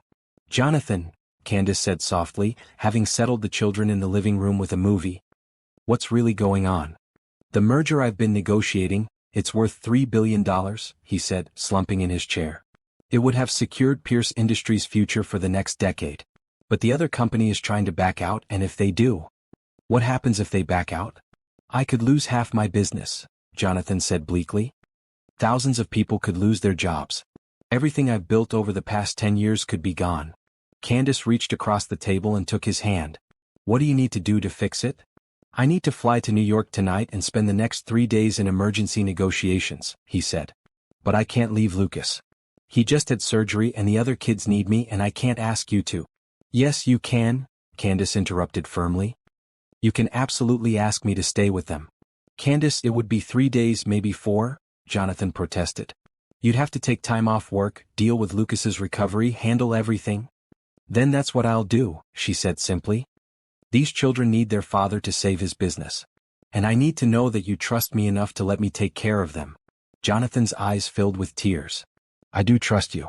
More than anyone. But it's so much to ask." "You're not asking, I'm offering," Candace said, squeezing his hand. "Go pack. I'll handle everything here." The next 2 hours were a whirlwind of activity. Jonathan made phone calls to arrange his flight while Candace got emergency contact information, medical details for Lucas, and detailed instructions for the children's routines. By 8 o'clock he was standing at the door with a hastily packed suitcase, looking torn between leaving and staying. "Are you sure about this?" he asked for the dozenth time. "Daddy," Emma said, appearing at his side with her arms crossed, "Miss Candace takes better care of us than anyone except you. We'll be fine." "And I'll make sure Lucas takes his medicine," Sophie added solemnly. "And I'll be extra good so Miss Candace doesn't have to worry about anything," Lucas said from his position on the couch, where he was holding his stuffed dragon and looking much better than he had 2 days ago. Jonathan knelt down and pulled all 3 children into his arms. "I love you more than all the stars in the sky," he whispered.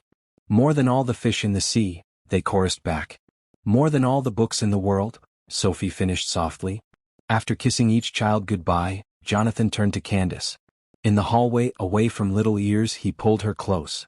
"I love you," he said fiercely. "Not just for this, for everything.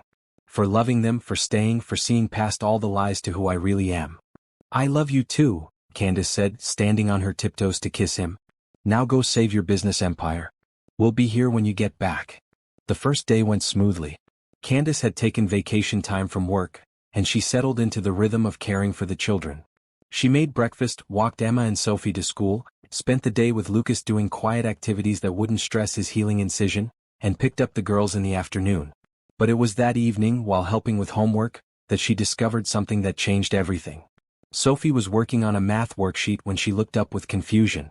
"Miss Candace, I don't understand this problem." Candace looked at the worksheet. It was asking students to calculate the cost of groceries based on different quantities and prices. A practical math lesson that most second graders could handle. "Okay, let's see," Candace said, sitting beside Sophie. "If apples cost $2 for 3 pounds, how much would 6 pounds cost?" Sophie's face scrunched up in concentration, but then she shook her head. "I don't know why we need to learn this. Daddy says we don't have to worry about money." "What do you mean?" Candace asked carefully. "He says we have so much money that we'll never have to count it like other people do," Sophie said matter-of-factly. "He says that's why we don't need to live in the big house, because we can live anywhere we want." Emma looked up from her art project. "Remember when Daddy showed us the big house? With the swimming pool and the horses?" Candace's heart began to race. "What big house?" "Our real house," Lucas said from the couch. "The one we lived in before we moved to the apartment. It's huge and it has a library bigger than our whole school library. And there's a lady named Mrs. Rodriguez who cleans everything, and a man named James who drives the car," Emma added. "And we each had our own bedroom with our own bathroom." Candace sat back, processing this information. Jonathan's deception had been even more elaborate than she'd realized. Not only had he hidden his wealth, but he'd moved his children out of their real home to maintain the illusion. "Why did you move to the apartment?" she asked gently. The children exchanged glances, clearly trying to remember what they'd been told. "Daddy said we needed to live somewhere smaller so we could meet you properly," Sophie said finally. "He said some people get confused when they see big houses and lots of money." "He said he wanted to make sure you loved us for who we are inside," Lucas added. "Like the dragon in my book, he had to hide his magic until he found people who would love him for his heart, not his power." Candace felt her throat tighten with emotion. Even in his deception, Jonathan had been trying to teach his children about authentic love and relationships. "Do you miss the big house?" she asked. "Sometimes," Emma admitted. "I miss my art room. And the garden where I could pick flowers. But we like living here too," Sophie said quickly. "Because you can visit us here and everything feels cozy. And Daddy is happier here," Lucas observed. "Even when he's worried about work stuff." That night, after the children were asleep, Candace sat alone in the small apartment, thinking about everything she'd learned. The extent of Jonathan's deception was staggering. He'd completely upended his children's lives to test whether she could love them without money. But what struck her most was the children's easy acceptance of both lifestyles. They weren't spoiled or demanding despite growing up with enormous wealth. They were grateful for small kindnesses, helpful with chores, and more concerned about their father's happiness than their own comfort. Jonathan had raised them well, regardless of his circumstances. And clearly they missed their real home. Her phone rang just after 10. Jonathan calling from New York. "How's everything?" he asked immediately. "How's Lucas feeling? Are the girls okay?" "Everyone's fine," Candace assured him. "Lucas is healing beautifully and the girls were angels today." "How are the negotiations going?" "Brutal," Jonathan admitted. "We're making progress, but it's going to take longer than I thought. Maybe 5 days instead of 3. "That's fine," Candace said. "We're doing great here." "Candace," Jonathan's voice was thick with exhaustion and emotion. "I can't thank you enough for this. Having you there, knowing the kids are safe and loved, it's the only thing keeping me sane." "Jonathan," Candace said carefully, "the children told me about the big house today." There was silence on the other end of the line. "They miss it," she continued gently. "Especially Emma misses her art room." "God," Jonathan breathed. "I'm such an idiot. I turned their whole world upside down because I was scared of losing you." "You didn't lose me," Candace said firmly. "But maybe it's time to let them go home. Let them have their own bedrooms and their art room and their library." "What about you?" Jonathan asked quietly. "That world? It's so different from anything you know. Private schools and staff and social obligations. What if you hate it?" Candace thought about this. The world of extreme wealth was intimidating, certainly.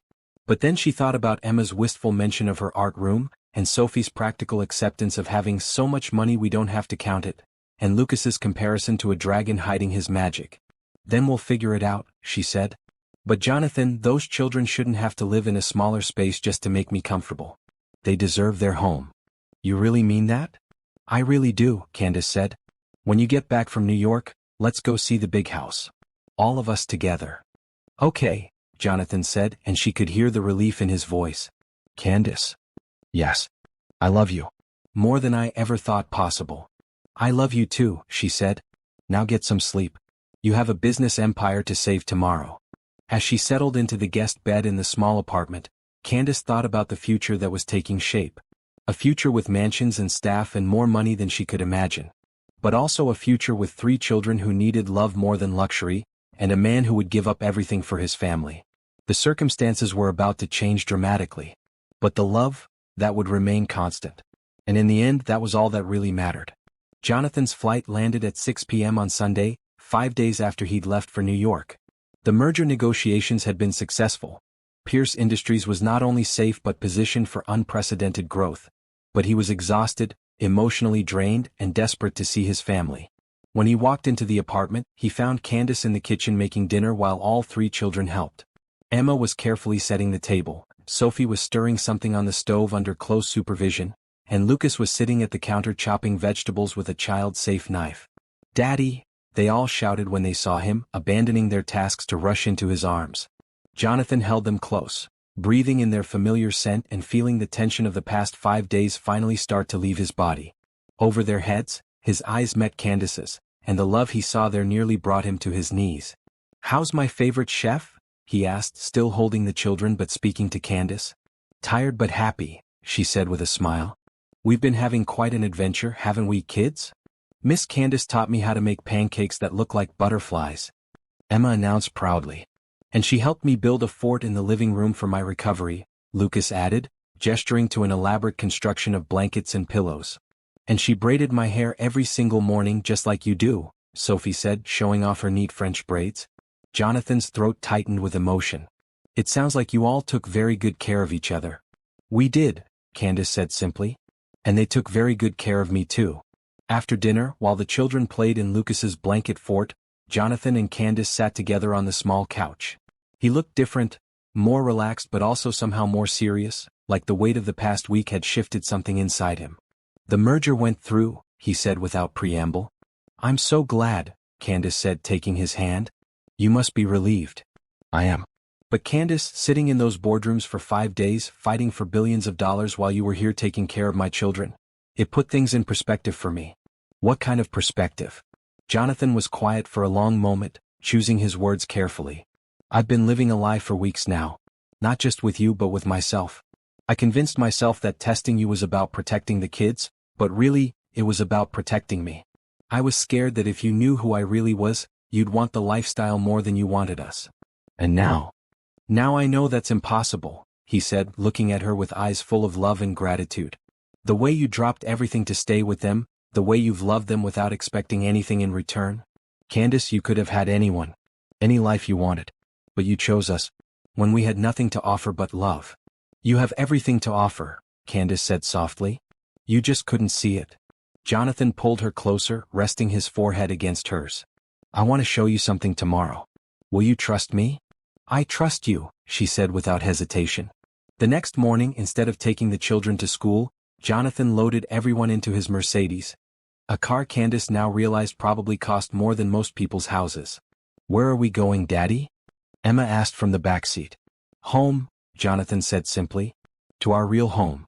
The drive took them out of the city and into the affluent suburbs, where houses grew larger and farther apart.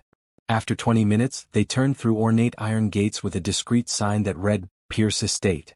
Candace's breath caught as they drove up a winding driveway lined with ancient oak trees. The house that came into view was breathtaking. A sprawling Georgian mansion with perfectly manicured grounds, a circular fountain in front, and more windows than she could count. "This is where you live?" she asked, though the answer was obvious. "This is where we live," Jonathan corrected. "Where I hope we'll all live if you'll have us." The children were practically bouncing with excitement as they got out of the car. A woman in her 50s with kind eyes and graying hair appeared at the front door. "Mr. Pierce?" she called out with obvious joy. "And the children. Oh, how I've missed you all." "Mrs. Rodriguez," Jonathan said warmly, "I'd like you to meet Candace Washington. Candace, this is Mrs. Rodriguez, who keeps us all in line." Mrs. Rodriguez immediately enveloped Candace in a motherly hug. "Miss Washington, the children have told me so much about you. They call you their angel.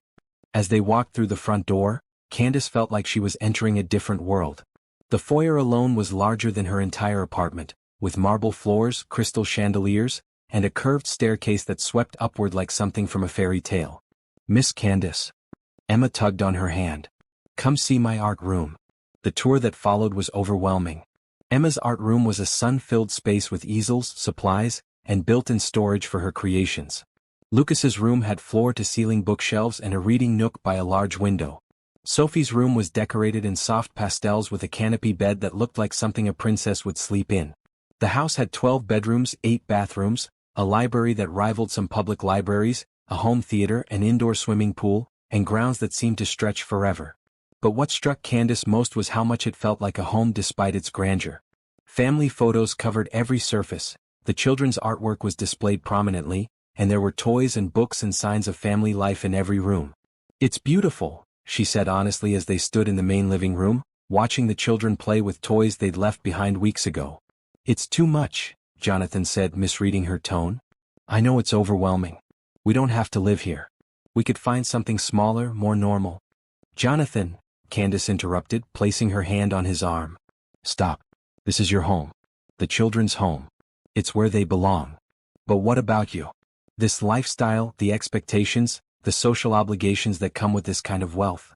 Will we figure out together?" she finished firmly. "Just like we figured out everything else." That afternoon, while the children napped in their own bedrooms for the first time in weeks, Jonathan took Candace to his home office. The space was impressive but warm, with family photos on his desk and children's drawings taped to the walls behind his computer. "There's something else I need to show you," he said, pulling up something on his laptop screen. It was a news article from 3 years ago. Pierce Industries CEO's wife abandons family, cites unrealistic expectations of motherhood. Candace read silently, her heart breaking with every word. The article detailed how Jonathan's ex-wife, Victoria, had left him and the children, claiming that being married to a billionaire was more work than reward, and that raising triplets was an impossible burden she never signed up for. "She gave an interview," Jonathan said quietly. "Talked about how she'd thought marrying me would be glamorous, but the reality was dirty diapers and sleepless nights and 3 babies who needed constant attention. She said she realized she wanted the lifestyle without the responsibilities." "Jonathan," Candace breathed, understanding flooding through her. "So when I met you, when I saw how genuine you were, how much you seemed to care about the kids, I couldn't risk it. I couldn't risk you being like her. I couldn't put Emma, Lucas, and Sophie through that kind of abandonment again." Candace closed the laptop and turned to face him fully. "Look at me," she said firmly. Jonathan raised his eyes to hers, and she saw all the fear and pain and hope he'd been carrying. "I am not her," Candace said clearly. "I would never abandon those children. I would never abandon you. Not for lifestyle reasons, not for any reasons. Do you understand me?" "But the money changes things," Jonathan insisted. "People will treat you differently. There will be charity galas and social expectations and photographers and we'll handle it," Candace said. "Together. As a family.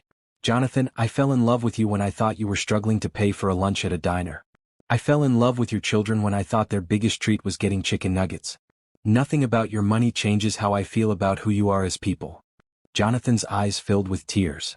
"I love you so much it scares me," he whispered. "Then stop being scared," Candace said, standing up and pulling him with her. "Stop waiting for me to leave, stop testing whether I'm going to stay, and start believing that some people are exactly who they appear to be." They were interrupted by the sound of running feet as all 3 children burst into the office. "Daddy," Emma announced breathlessly. "We want to show Miss Candace the horses." "And the garden," Sophie added. "And the basketball court," Lucas chimed in. Jonathan looked at Candace with a question in his eyes. "Ready for the full tour?" "I'm ready for everything," she said simply. The rest of the afternoon was magical. The children showed Candace every corner of their world. The stable with 4 gentle horses, the greenhouse where they grew vegetables, the treehouse that Jonathan had built himself, complete with electricity and furniture. They had a picnic dinner by the pond, fed the ducks that lived there, and watched the sunset from the wraparound porch. As the children played on the lawn, Jonathan and Candace sat together on the porch swing, watching them run and laugh in the golden evening light.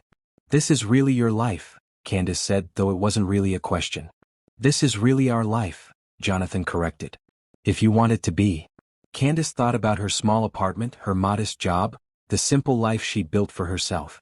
Then she thought about Emma's joy at being reunited with her art supplies, Lucas's contentment at sleeping in his own bed, and Sophie's quiet happiness at being home where she belonged. "I want it to be," she said quietly. "Not the money or the mansion or any of that. I want the family. I want Sunday morning pancakes and bedtime stories and soccer games and art projects. I want to be part of this." Jonathan turned to her, his eyes shining with unshed tears. "Even knowing everything now? Even knowing that our life will be complicated by wealth and publicity and expectations?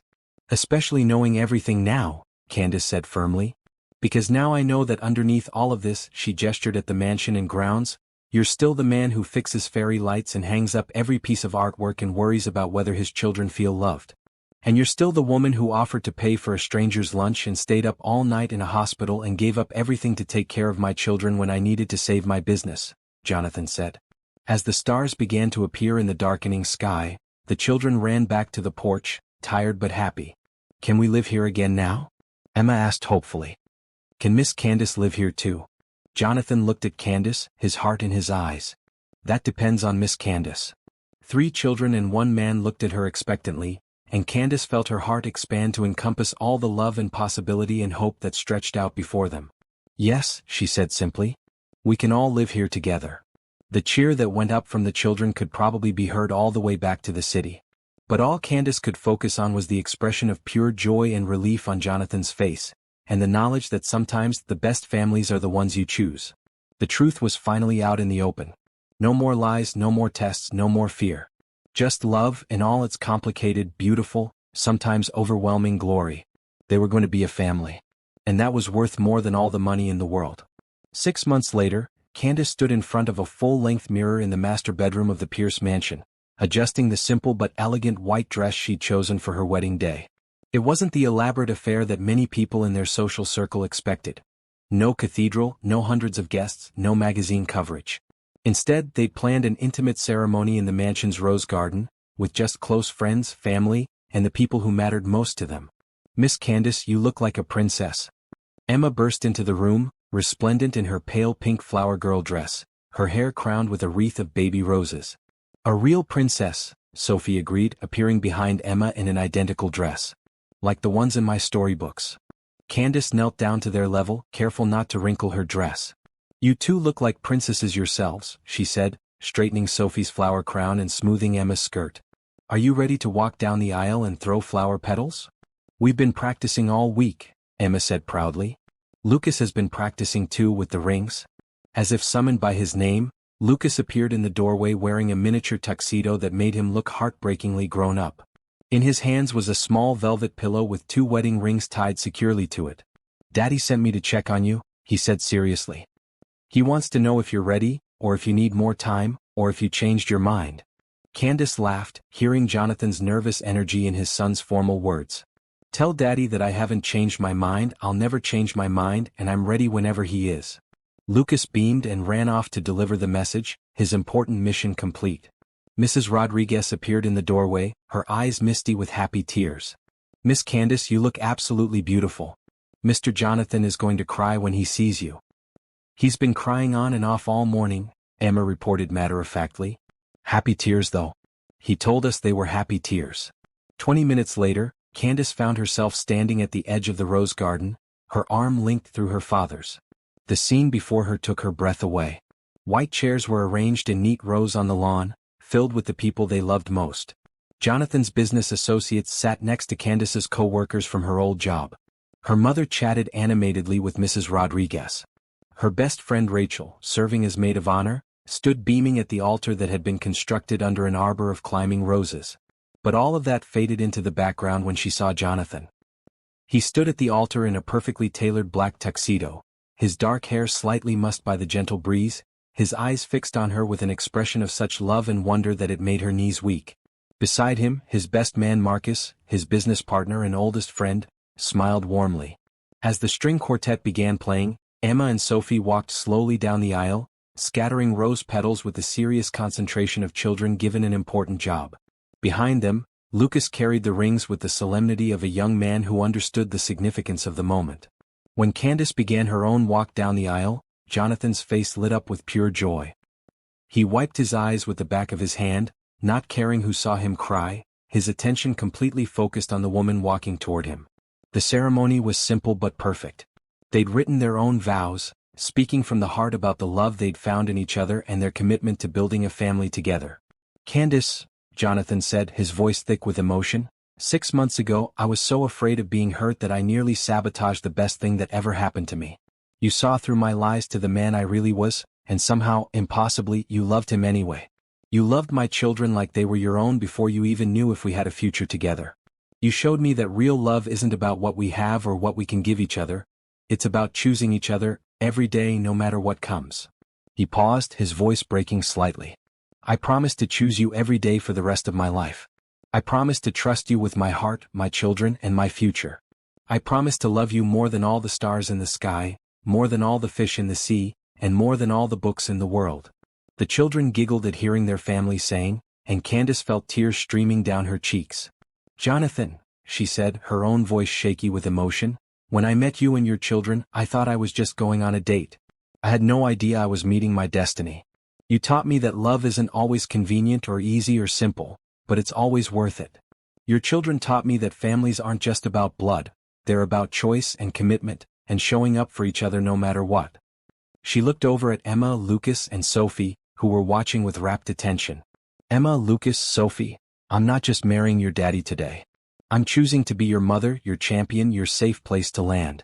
I promise to love you fiercely, support your dreams, and be there for every scraped knee, every broken heart, every triumph, and every adventure." Looking back at Jonathan, she continued, "I promise to trust the love we've built together. I promise to choose our family every day in good times and difficult times, in wealth and in poverty, in sickness and in health. I promise to love you exactly as you are, while supporting who you're becoming." When the minister pronounced them husband and wife, Jonathan didn't wait for permission to kiss his bride. He pulled Candace into his arms and kissed her with all the love and gratitude and joy he'd been holding back, while their children cheered and their guests applauded and the sun shone down on the beginning of their new life together. The reception was held on the mansion's back terrace, with twinkling lights strung overhead and tables decorated with flowers from the garden. The children had insisted on giving speeches, which resulted in Emma reciting a poem she'd written about butterflies and families, Lucas reading a short story about a dragon who found his treasure, and Sophie simply saying, "I'm happy Miss Candace is our mommy now," before sitting down with a satisfied smile. As the evening wore on and the children began to get sleepy, Candace found herself standing at the edge of the terrace, looking out over the gardens and grounds that were now her home. It still felt surreal sometimes, the magnitude of the change in her life. 6 months ago, she'd been living in a small apartment, working a regular job, dating occasionally but never finding anyone who felt like home. Now she was married to a billionaire, living in a mansion, and mother to 3 incredible children who called her mommy, and meant it with their whole hearts. "Penny for your thoughts," Jonathan said, appearing beside her and slipping his arms around her waist from behind.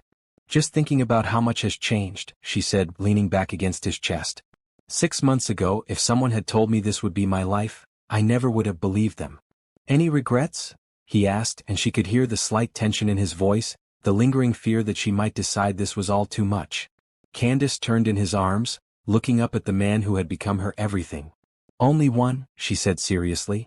Jonathan's face went pale. "What?" "I regret that it took you so long to trust me with the truth," she said softly. "Because I would have loved you just as much in this mansion as I did in that tiny apartment. The setting doesn't matter, Jonathan. You matter. The children matter. The family we're building together matters." Relief flooded his features and he pulled her closer. "I love you, Mrs. Pierce." "I love you too, Mr. Pierce," she said, standing on her tiptoes to kiss him. They were interrupted by the sound of running feet as all 3 children appeared on the terrace in their pajamas, having been readied for bed by Mrs. Rodriguez. "We came to say good night," Emma announced, launching herself into Candace's arms.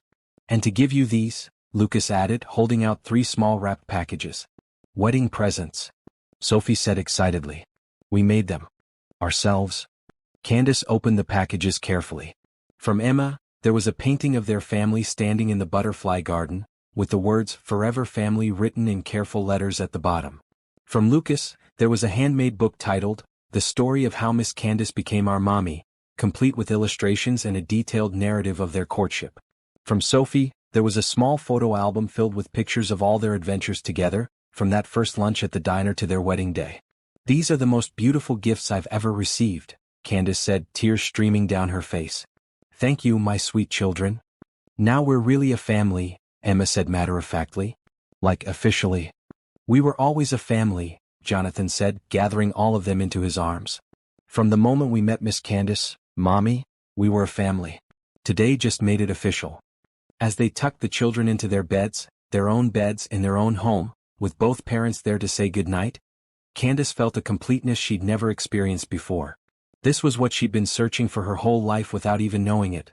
A love big enough to encompass everything messy and complicated and absolutely perfect. Later that night, as she and Jonathan lay in their bed, exhausted but happy, Candace thought about the journey that had brought them here. The deception that had nearly torn them apart, the crisis that had brought them closer together, and the truth that had set them all free. "Jonathan," she said quietly into the darkness. Thank you." "For what?" "For being brave enough to let me love you," she said simply. "For trusting me with your heart and your children. For showing me what it means to be part of something bigger than myself." Jonathan rolled over to face her, his eyes reflecting the moonlight streaming through their bedroom windows. "Thank you for seeing past my lies to who I really was. For staying when things got complicated. For choosing us over and over again." "Always," Candace promised. "I'll always choose us." As they drifted off to sleep in each other's arms, the house around them settled into peaceful quiet. In Emma's room, butterfly drawings covered the walls and art supplies waited for tomorrow's creations. In Lucas's room, books lined the shelves and a half-finished dragon story sat on his desk. In Sophie's room, Coco the rabbit kept watch from her place of honor on the pillow.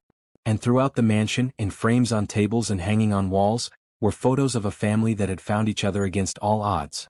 A billionaire CEO who had learned to trust again, 3 children who had gained the mother they'd prayed for, and a woman who had discovered that sometimes the greatest treasures come disguised as the simplest gifts. The fairy tale was complete, but the real story, the story of their life together as a family, was just beginning. And Candace Washington Pierce, formerly afraid of hoping for too much, now looked forward to every chapter that lay ahead.